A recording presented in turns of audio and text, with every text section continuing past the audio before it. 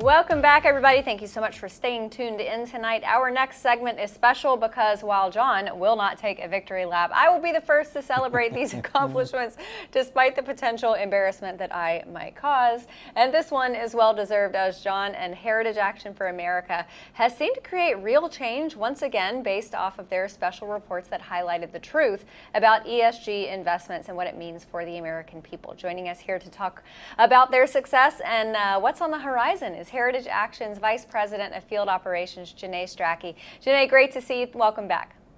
Thank you so much for having me. It's always a joy to be on. We love having you on. And, you know, I remember when conversations started percolating about ESG and everybody thought it sounded so dystopic and this was never something that could actually be implemented. And then little by little, incrementally, we saw it in nearly every facet of our life.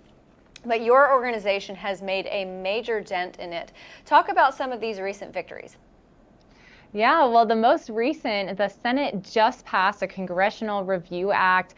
This passed the House earlier this week, and now in a bipartisan vote, which is huge, the Senate has passed this Congressional Review Act resolution of disapproval for one of Biden's Department of Labor ESG rules. And ESG stands for Environmental Social Governance. And the ESG is, if you've been listening, if you watched the special that we had with John here on Real America's Voice, then you know all about it. But ESG is the left's latest tool to politicize and take our businesses and our financial institutions and to turn them into, instead of organizations that provide services and goods, they're turning them into vehicles for the left to bring about their woke, progressive ideology. And that's everything from getting rid of oil and gas to paying for abortions with your tax dollars. And Biden at the federal level is leaning right into this, and something that Americans all across the country need to be paying attention to what the federal departments are doing under Biden's guidance. This rule would impact over 150 million Americans. So if you have a 401k or a 403b or any kind of retirement fund like that, this impacts you. Millions of Americans all across the country that now, instead of your retirement investments, which Americans are counting on, instead of those investments going towards the thing that's going to get the greatest return, they're making those decisions based on their, quote, ESG score. So how progressive are they? Yeah, they're going to actually put your investments at risk. Remarkable. Janae, you have done such a good job of making this understandable to everyday Americans that, hey, your pension's at risk, your future earnings are at risk. This isn't about red and blue. This is about common sense. And the impact is just, I'm jaw-dropped. I've been in this town 30 years. I haven't seen so much impact in such a period of time. Indiana House, everybody said that's not going to pass. It passes. Joe Manchin crosses over. The House and Senate passed the legislation today. Vanguard, one of the early participants in ESG, well, they ditched ESG over the last few weeks. Amazing impact. What has been the key to getting everyday Americans engaged? Because that's what you do. You deserve all the credit on this, you and Heritage Action, but what's been the key to motivating people to get involved?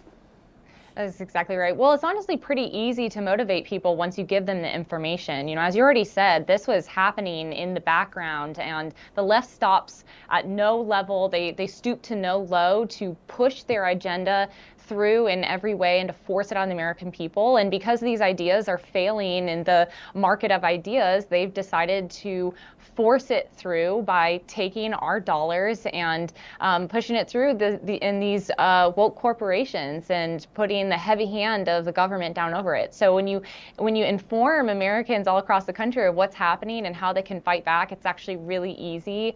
And for anyone listening, if you want to go to esghurts.com, or if you want to join our army of conservatives just like you that are fighting back, you can go to heritageaction.com/Sentinel.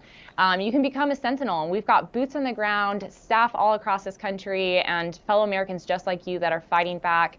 John, you mentioned some of the states that are also passing legislation to fight back at the state level, and we at Heritage Action have promised to fight at every level, whether it's local, state, or federal, to push back and fight against this. And it's so encouraging to see Americans stepping up to fight for this as well, because it's truly about your futures, and it's not just your retirement funds, which many, as I mentioned, over 150 million Americans are counting on. But this is the future for your kids and the future of America as well. There's a huge threat from China that comes from weakening our financial institutions, and Americans everywhere are waking up and standing up against this, which is why it's so encouraging to see Congress take this opportunity to stand up for the American people, to do the right thing. Again, this was a bipartisan vote. So when Joe Biden says that he's going to veto this, that speaks volumes about where his priorities lie. Yeah. Turning on his own party. Yeah. So I love seeing the success on the legislative side, obviously that House bill in Indiana.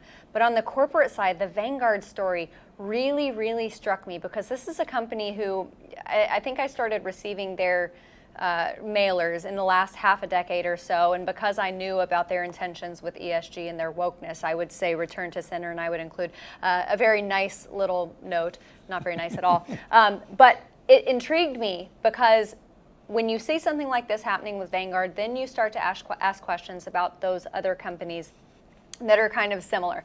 Companies like BlackRock, do you expect this, with regards to Vanguard and their cloud services and ESG, do you expect that to trickle down to other companies like that?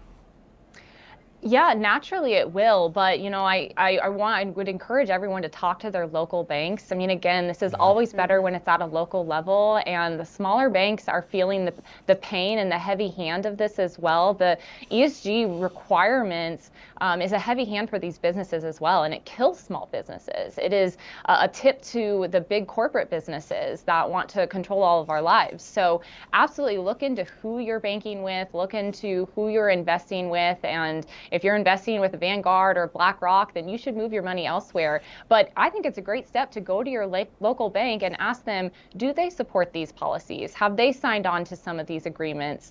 And see what they say. A lot of your small local banks are pushing back as well, and it's worth going in and talking to them. Yeah, well, and I think advice. that's important too, because the people who work at those banks, they're your neighbors. They are fellow PTA members with you, so there's a proximity there that turns up the heat when you have these conversations with them. Janae, you keep the grassroots moving, and there is so much to be celebrating. We look forward to seeing the future special reports that you and John team up on, and we want to make sure that you know that you are always welcome here on our show. Thank you so much for being here. Thank you. We've got to take a very quick commercial break, but when we get back, we will have some discussion to wrap things up. Don't go anywhere. We'll be back.